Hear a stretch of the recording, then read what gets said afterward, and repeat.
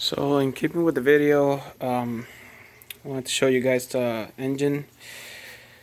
So you can see it's a really clean engine bay. The car was really well taken care of, and that's one of the reasons why I went ahead and purchased it, even though carbon cleaning had not been done to it. And I even told the dealer that was going to be a lot of money, and that's how I got a pretty good deal on the vehicle itself. If you go to the Audi dealership for this engine, seeing that it's a V10, they want to charge an arm and a leg. Usually it runs to like $3,000 to do the carbon cleaning.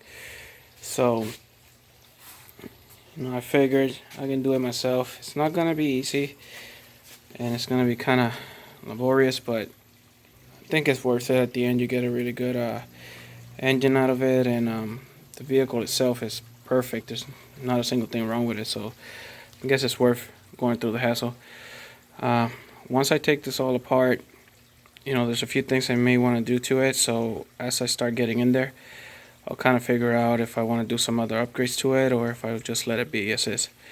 But well, let's go ahead and get in there, see what happens.